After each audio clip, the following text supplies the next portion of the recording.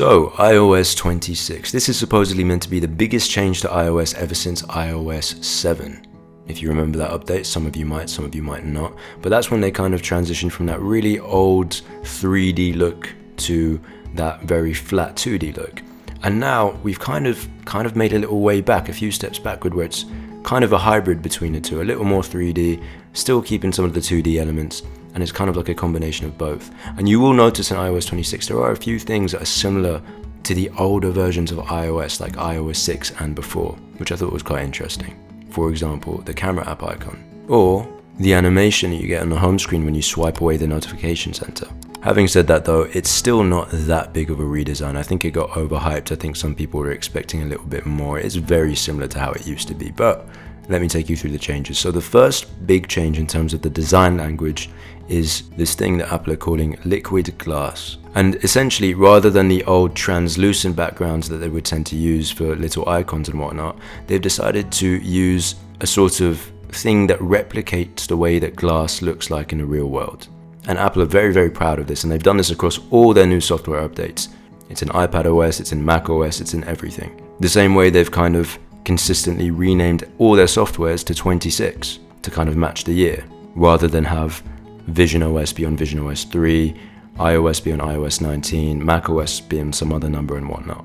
But basically what Apple have done is they've taken this very seriously. So they've had engineers kind of look at glass, they've probably got a room full of glass wherever they work, and they've just analyzed the glass and the way the light reflects the glass and all of that sort of stuff, and they've tried to recreate that in iOS. And my personal opinion of this is, well, firstly, kind of just having used it a few times, it can be unclear with some of the text because they use it for notifications and whatnot, so you have text overlaid on top of this glass. And since the glass is transparent or translucent, sometimes it just looks a little bit chaotic or a little bit unclear, especially if you're scrolling through stuff and the background's continuously changing.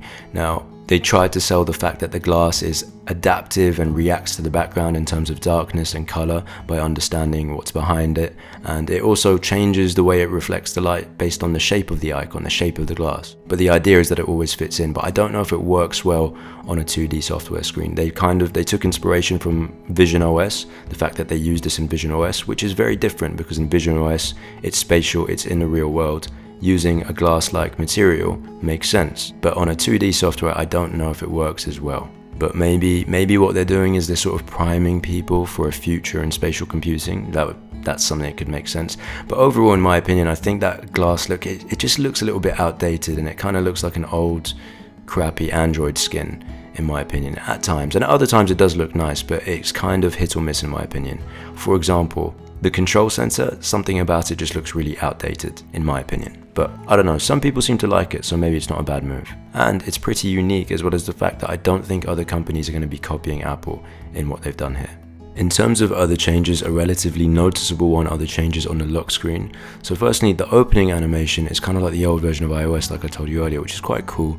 But then in terms of customizing the lock screen, you can expand the time so it's a bit longer now, which I think looks quite nice. And it uses glass in the time if you want it to. As well as that, the time can adapt more to the wallpaper and kind of nestle its way into it no matter what the wallpaper is. It doesn't have to be a portrait photo, it's just going to use AI to kind of figure out where the time can kind of nestle its way behind the wallpaper. In terms of the Photos app, they've essentially fixed what people didn't like in iOS 18. I know that got a lot of hate, and they've removed the clutter, it's cleaner now. But something that's really, really cool in my opinion is they've added this new feature where you can turn any normal image into a spatial 3D image with depth, which then if you've got the Vision Pro, if you're wearing a Vision Pro and look at a spatial image, you can really kind of pop your head into it just about. But I think that's so cool. Something about that I find really cool, the way it just brings those images to life. Speaking of photos though, camera app, they've done quite a redesign here. It's a lot simpler, there's not much going on at the surface. And essentially, to unhide other features of the camera app, you do certain gestures like swipe along the photo and video section to get the other options, swipe up from there to get more settings like aspect ratio, night mode, exposure, etc. And then if you're on video, you can press the resolution in the top left corner to expand on what resolution you want to choose. So in a way it's simpler, it's more intuitive. I quite like it, I think. It looks a bit empty though, but nothing wrong with that. In the phone app, a few cool changes, which by the way, some of which already existed on Google for a while now, but call screening, for example. So if you're getting a call from somebody that you don't know, it's an unrecognized number, the iPhone picks it up, asks the person that's calling what they want and who they are, and it tells you that, and then it calls you, and you can see before you pick up the call who it is and what they want, because the AI has listened to what the person said and communicated that to you before you now have the option to pick up the call based on that. There's also a feature called Hold Assist. This I really like. So if you're put on hold, you don't have to listen to the stupid hold music anymore. It keeps the phone online and it will let you know once it's ready. It notifies you once it's ready and the hold is over. So you don't have to keep the phone on speaker and just hang around the phone until it picks up. Another feature in the phone app is voicemail summary. So if someone calls you and they leave a voicemail, you don't have to go and listen to it. It's summarized under their missed call. Another few insignificant changes in the Messages app. You can now do polls on group chats, change the background, and once again screening for unknown senders, so it's not all clutter in your Messages app. They're all held in one place, and the time-sensitive messages like codes or reservations and whatnot are still shown, so you still get to see those. And then on top of that, you get typing indicators for group chats, which is great. In the Music app, you're getting lyric translation for songs that are in another language, and lyric pronunciation. So if you want to sing a song that's in another language and you want to know how to pronounce it, it shows you the pronunciation, which is great. They've made now a new gaming app that allows you to launch games, collaborate and challenge friends on certain games, and it recommends games for you, and they're all just kind of easily accessible from that gaming app. When it comes to Apple Pay, you now have the option to pay in installments in person. So obviously if you were buying something online using Apple Pay before, you could choose to pay in installments, but now, even if you're going to pay something in person using Apple Pay, you can choose to pay that in installments. So obviously Apple pay the full price directly because whoever you're paying to doesn't want it in installments, but then you're paying Apple back in installments. So that's a nice option. Another really cool feature in Apple Pay is it now shows you delivery information, which it gathers from your emails.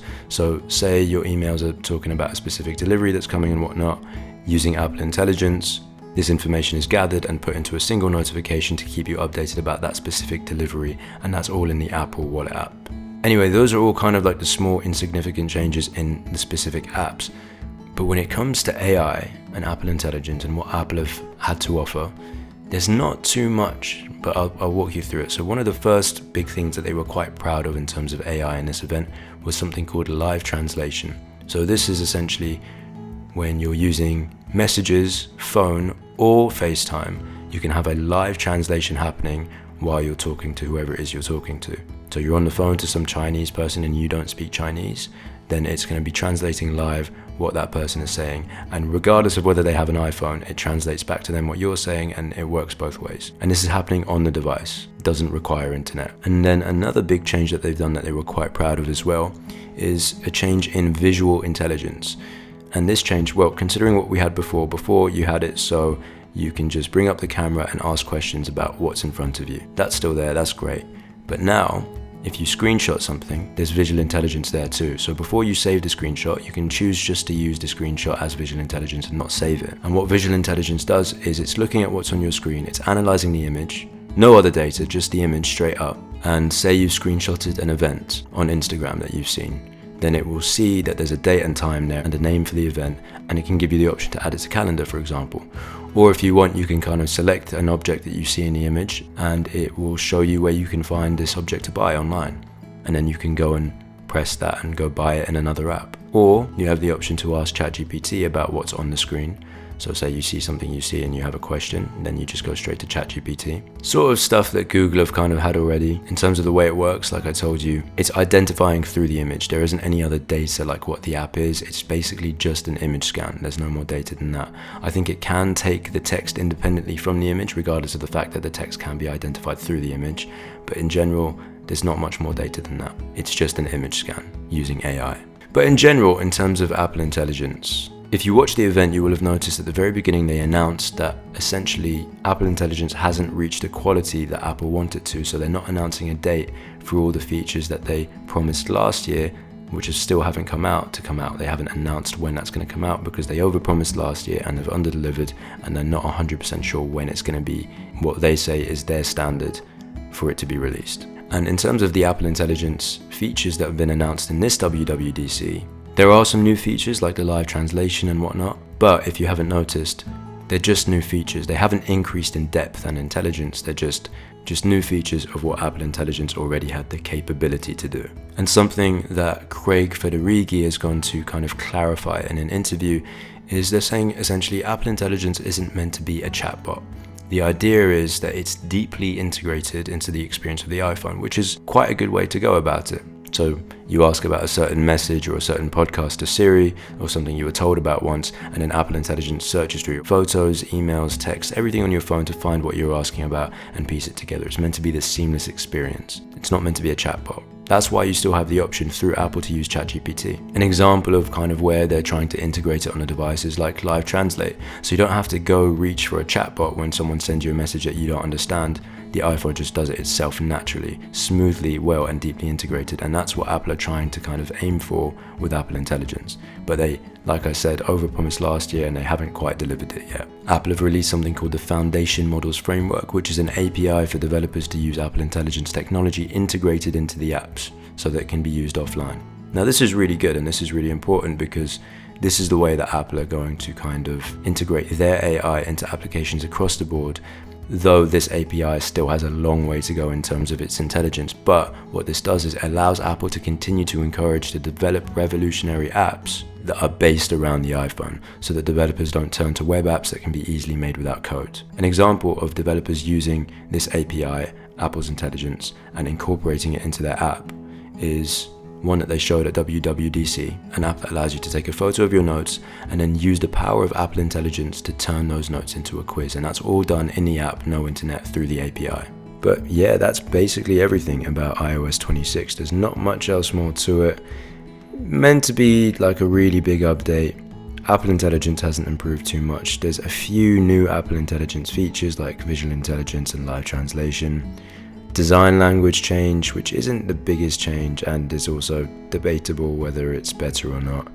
And a few app changes, but nothing massive, nothing crazy. But then again, fair to say, probably the biggest update we've had in quite a long time. But that's basically it. I hope you guys enjoyed the video. Thank you for watching. Please subscribe if you haven't already, and give this video a like and comment for the sake of the algorithm. Check out my Instagram at El-Naggar for a behind the scenes perspective.